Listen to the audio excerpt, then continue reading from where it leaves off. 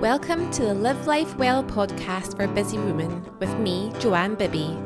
I hope this is a place where you'll find encouragement, inspiration and community to live life well, body, mind and soul. Okay, so welcome to episode 3 of the Live Life Well podcast with Jo Bibby, who's myself. And this is a podcast all about healthy living for busy women, talking about our mind, soul and body health and how to live well in a busy culture that we're in. And today I'm delighted to have one of my besties, my friend Hannah, who was my pastor in my last church and became a really good friend, who taught me loads about friendship and doing life and doing community. And I'm really delighted to have her on just to share a bit of her story and her wisdom with us today. I know, Hannah, I feel like you've got so much to share and you're just really real, which I love about you. So I'm going to hand over and let you introduce yourself. Thanks. Like Jo said, my name's Hannah. I have really lived in the East Midlands, so like Nottinghamshire area for the pretty much most of my life. I grew up originally in Yorkshire and then I moved on the Wirral, and I talked like this for a while, but I don't talk like that anymore. So I've lived here for a long time, and I have up until last year been a pastor of a church, follower of Jesus, but also had a lengthy career in the probation service where I've been for the whole of my career, really, to nearly 20 years next year. So a really long time working with vulnerable people. Amazing. I think that's so cool. You're like a senior probation officer. I think that's pretty like kick-ass and cool.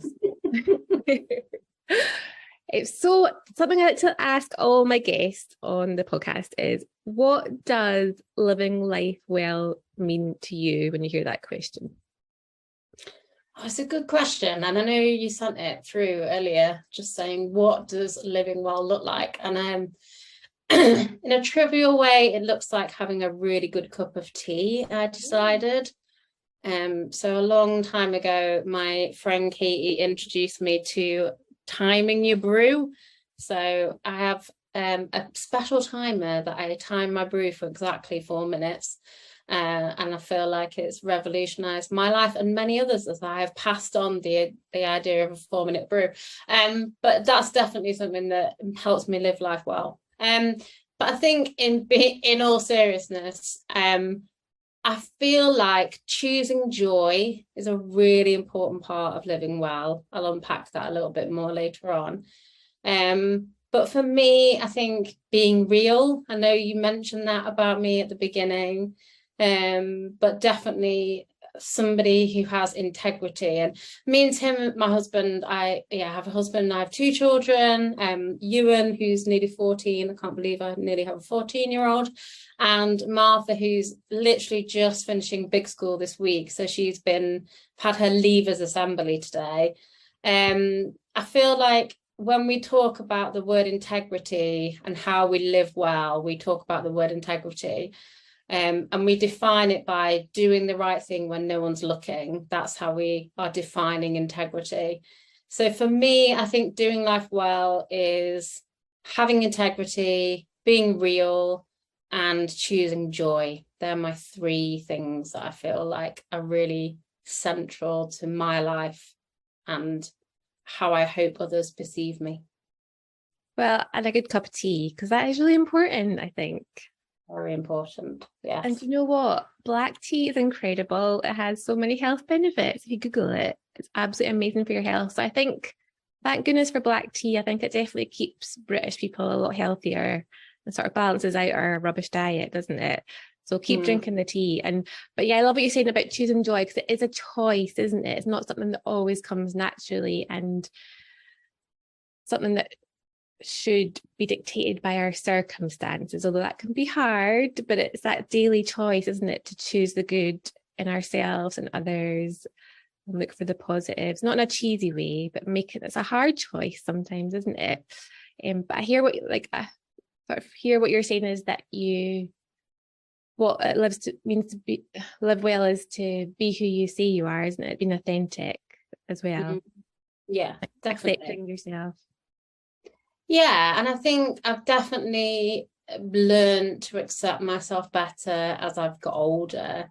I think that, people at the moment, because I hit 40 last year. So I was 40 last year, which was a big milestone. I felt like it was a big deal. And actually, like we'll come on to in a bit, I hit 40 when literally the whole of my world was crashing down around me in many different ways. And so a lot of people are like, oh, how does it feel to hit 40? And actually it felt quite painful, like answering that question, because I suppose all the things that we'd kind of, me and my husband Tim had kind of worked towards, and the kind of hopes and dreams for our future at the time when I was 40 were kind of coming down, like around us, crashing down around us. So it was a really odd time to answer that question. But I do really feel like over the last probably 6 years, I have never known myself better. I can't promise to say that I've accepted all parts of myself, particularly what I look like, which I think a lot of people struggle with, women and men. I'm still on a journey with that. But I definitely feel like I've learned how to accept myself and sit in, we'll talk about it in a bit, but like sitting in how I'm feeling and accepting that it's okay to feel the way I feel. In the moments of being in the midst of being 40, which was a really interesting process, because I think when I thought in my 20s what would it feel like to be in my like hit 40, I think I felt very differently than actually when I hit it. It was like it wasn't what I thought it was gonna be. So it was interesting to hit that age. Yeah, definitely. You mean you didn't hit 40 and have your whole life sorted out? Totally did not hit 40 and have my life sorted off. Yeah, surprise, you didn't hit 40 and your life was sorted. Yeah, definitely. I think exactly like I said, we hit 40 and I hit 40 and my whole kind of what we thought life was going to look like was careering around us and falling down. So it was definitely a reality check, and a moment, like I said, where integrity definitely played a part in just being honest and open about, this is not how I thought it was going to be, but it's okay to some extent. Yeah. And that acceptance is so key. It's almost like a foundation that keeps you anchored when things are shaky, isn't it? It's like the start of a journey. It's accepting where you are, even if it doesn't look like what you thought it would. And that's a point, like a line in the sand where you can then move forward. But if you're fighting it, it's really hard to process or move forward in your situation, isn't it? Yeah, definitely. And I think acceptance has probably been one of the key things, like I said, over the last 6 years for me, is just acceptance of who I am, the way I'm made up. And I mean, I don't know what you do and don't want me to talk about, but for me, like one of the things that was a huge part of that for me was the enneagram. So I got introduced to that basically about 4 years ago. I went up to Carlisle to a residential rehab for people who've got mental health issues for a week, and had a week in kind of psychological help, because I'd hit absolute crisis point of my own mental health. And within that, he did something called debriefing therapy, which was really just kind of talking through a timeline of your life and identifying some of the key themes that go on. And one of the things that the guy who did it with me, a psychiatric guy, talked about was the enneagram. And it's something that I had never really, well, that's not true, I had heard of it before, but I'd never really delved into it particularly. And I think one of the book, there was a book that really helped me, because it talked about not having a type. So I think sometimes when you do personality things, you go, well, I'm not that type, or I don't want to just be that type. But this talked about like spaces. So we all have a space that we kind of lean to, and for me it was what's called an Enneagram 2. And I think it just really helped me to kind of understand how I see the world, and help me to understand how other people don't see it in the same way as me.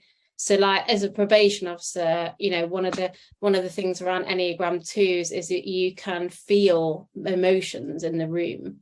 And I would go into a space and just like a prison or, you know, in court or wherever, and just really sense people's emotions, how they're feeling, how everybody was feeling in that space. And also I have a really good way of knowing what other people need. So like, just in terms of friendships, as an example, I know what people need in different moments within their life, and I respond to that.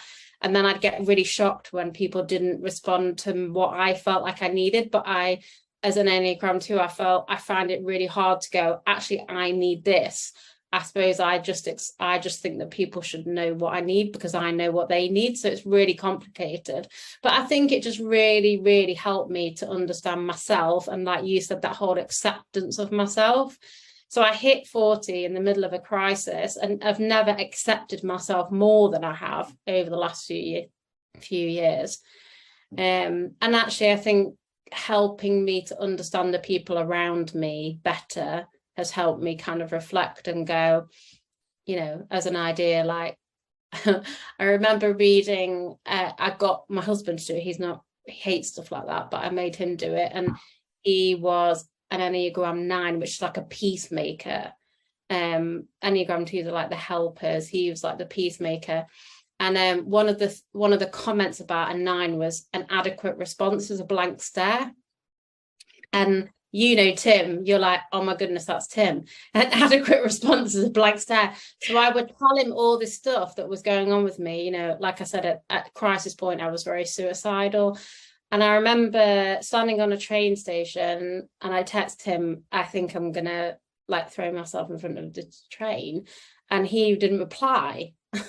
And I remember getting home and going, wow, like you didn't reply to that. And he was like, I just knew you'd come home. And I was like, oh, we need to have a conversation about like, if I text you something like that, I am actually at crisis point. I really need you to like pick up the phone and talk to me. And from then on, he really did like develop a better way of responding to me. But I think he just kind of felt like, well, we'll sort it out when you get home. Like, I'll just have a conversation with you. So it's been an interesting journey of acceptance of other people as well as myself, I think. Yeah, amazing. And yeah, we're both big Enneagram fans, and I think that's going to be a whole episode in itself because we love it and it's fascinating, and it has really helped me to accept who I am. I was quite shocked to find out my type at first and horrified, but now I quite like it. And yeah, I think it does help you accept how you're made and how other people are made, and it's just a really good tool, isn't it? So do you mind sharing, it's in the short time that we have, just a bit about what it was that got you to crisis point, and then sort of how you've journeyed back from there? Because I think we all, as busy women, can have struggles with our mental health to different degrees. It's nothing, thankfully, it's a less shameful topic now, and we have to get rid of all that shame and guilt around it. But do you mind sharing just briefly, what got you to that point, but more so what's helped you journey back to where you are now and how you sort of manage that day to day? Yeah, absolutely. I think the crisis point hit after an accumulation of lots of things. So I think, first of all, I don't think you ever wake up and go, oh my goodness, I'm in crisis. It doesn't really work like that. I suppose it's a bit like having a bad diet. Like, we never wake up and go, oh, we're going to have a bad diet. We just start to eat a little bit more chocolate and then realize that seems to be all that we're consuming. And we're like, oh, hold on a minute, maybe I should consume something else. But yeah, I think it was accumulation of lots of things. I definitely think it was a lack of acceptance of myself and kind of fighting against some of the, I guess, the personality that I have in myself. Like, a really good example is I, for a long, long time, absolutely hated the fact that I would cry. So I'm a crier, cry at everything, cry at films, cry at TV ads. I cry a lot when I'm laughing. I cry when I'm sad. I cry when I'm frustrated. I cry when I'm angry. I cry. And I think for a long time, I felt a lot of shame around that. And I think I've come to a better acceptance of, like, it's okay if I cry. It doesn't mean that I'm weak. And I think for a long time, I had a perception that other people felt that I was weak, or people would say that I was weak because I cried. They felt I was too emotional. You're quite an emotional person. And I found that quite painful because it was ridiculously who I was, and it was like I couldn't take it out of me no matter how hard I tried. So that was quite difficult. And I think for me the biggest like thread that runs through that I'm a lot more aware of now, particularly after my therapy that I'd had for that year and for that week, sorry, from Carlisle, was my this idea that nothing I do is good enough. So I'm not enough. That was kind of the phrase that I would come back to a lot. I'm not enough. And I think as women we feel like that a lot.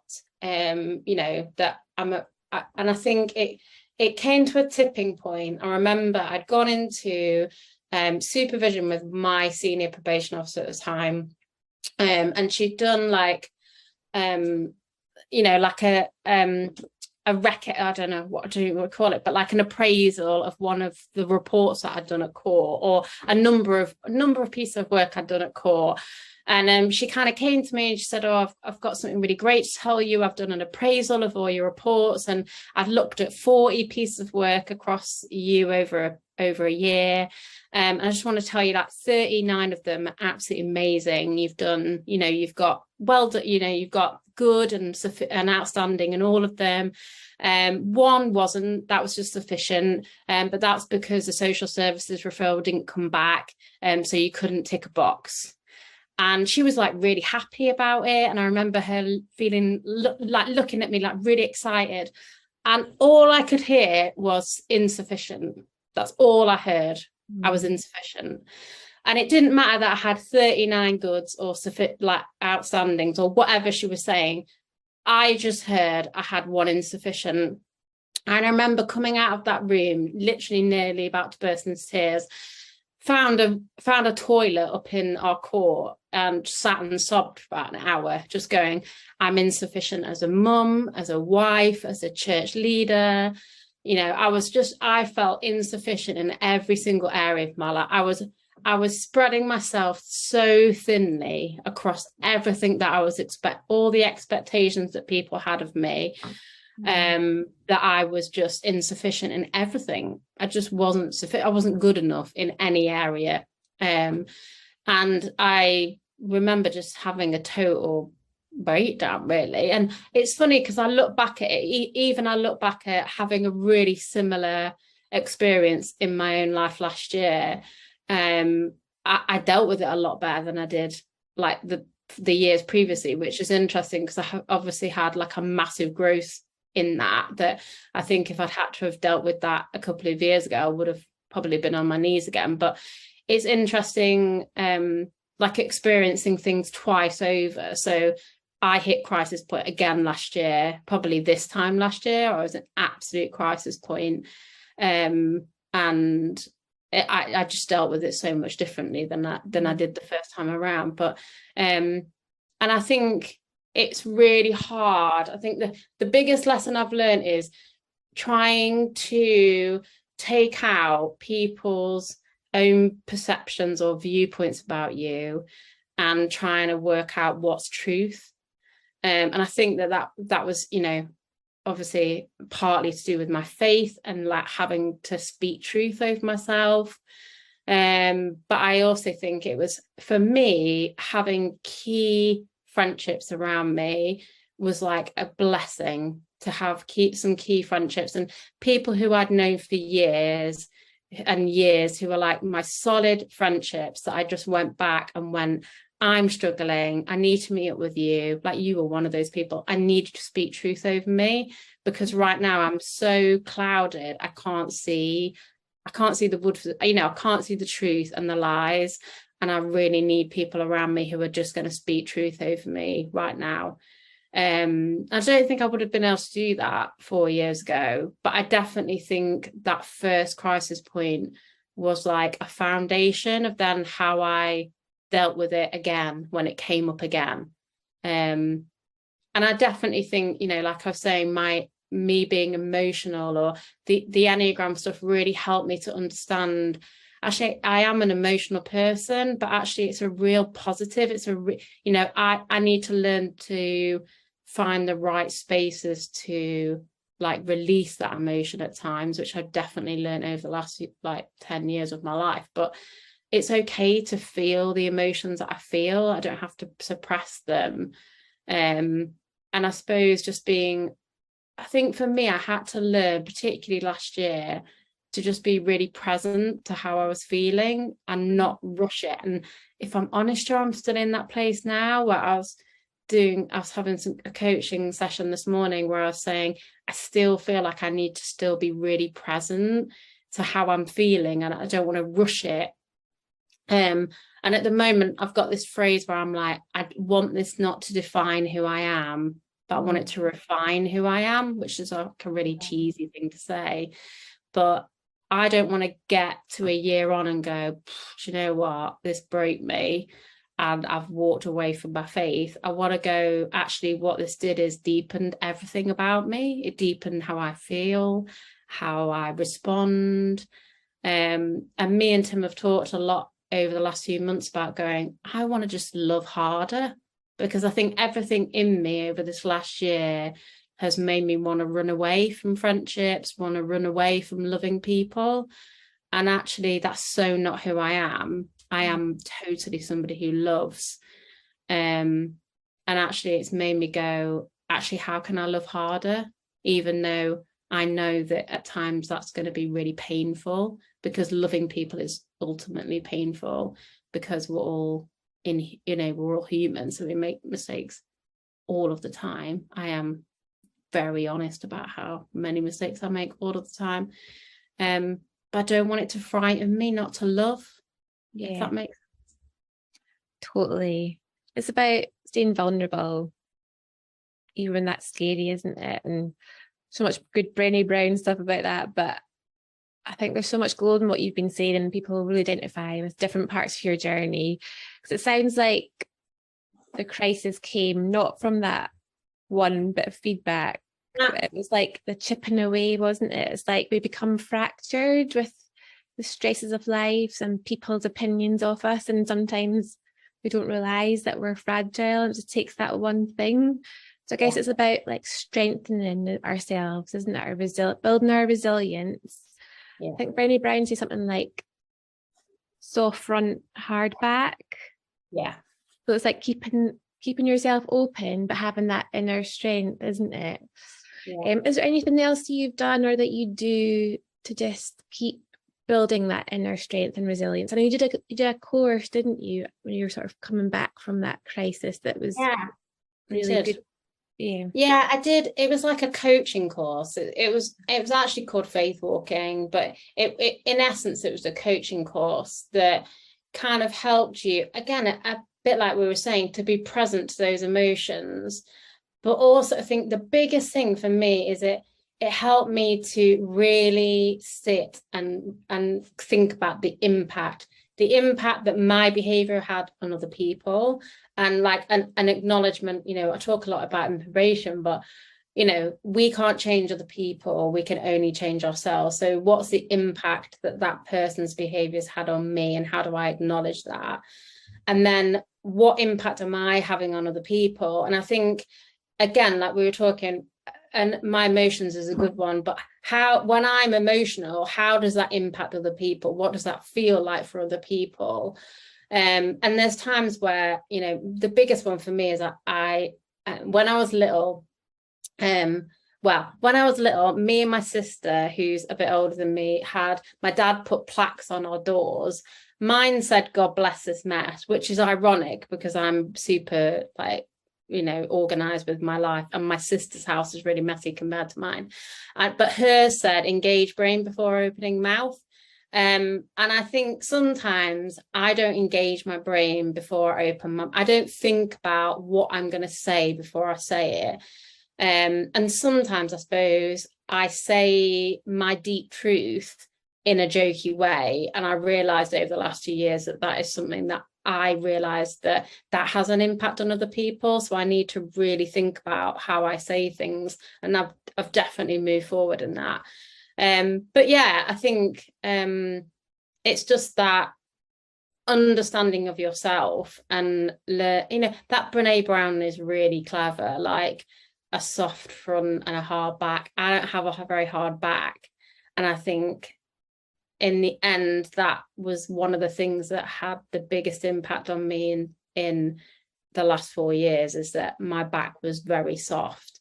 And so when people would, you know, criticize me or give me feedback, it was very painful to hear that, because, well, leading a church is very difficult because it's like a baby. It's like somebody basically telling you that your baby's ugly, and you're like, how dare you say my baby's ugly? Like, that's what it feels like, because you are literally, you're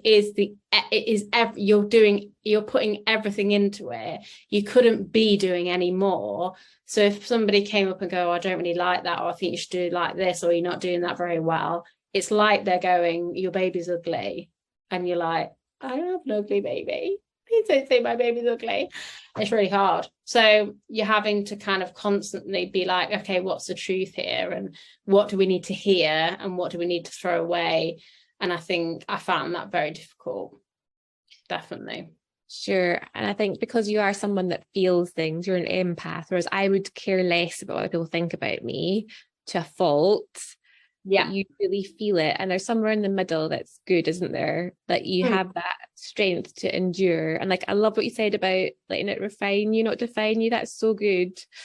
And I also am someone that doesn't like feeling my emotions, so that kind of scares me. But as I've grown older, I've learned to understand it's a really important part of like my personal development to accept, like that word acceptance, accept how you're feeling and sit with it and process it and find out what that's teaching you, isn't it? Yeah. Do you have any tips for, like, being reflective? I think that's the thing. Like, I think that's one of the things I've really learned, is how can I be reflective? Like, what's the impact? What, you know, like with obviously that coaching course, like, what's the impact? How can I reflect on the way that I'm behaving and other people are behaving, and what can I take from it? And so that was really key. But I think in terms of me coming back, but also this year dealing with it better, it sounds really cliche, and I know this is your like podcast, but eating really well has been so important for me. Like, I suppose some of my mental health kind of going back downhill again started around COVID time. And I remember, you know, COVID hit in like the March, didn't it? And we all were in lockdown. And for the first bit, I was loving it. Like, I was rolling out of bed at like 5 to 9, logging on, loving life, like sleeping in. And then I realized that was not going to be very good for me. It was going to be really unhealthy. So I started cycling every single morning. I used to think, right, I'm going to commute to work, even though my office is my house.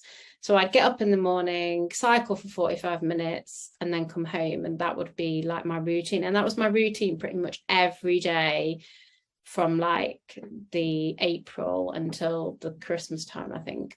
And then I started changing it when things got a bit more. I'm a swimmer, so I started swimming a bit more, and now I go to the gym a bit and swim and cycle. So a kind of bit of all of it. But I definitely think that having those routines of exercise and eating well have been part of me, like, staying alive.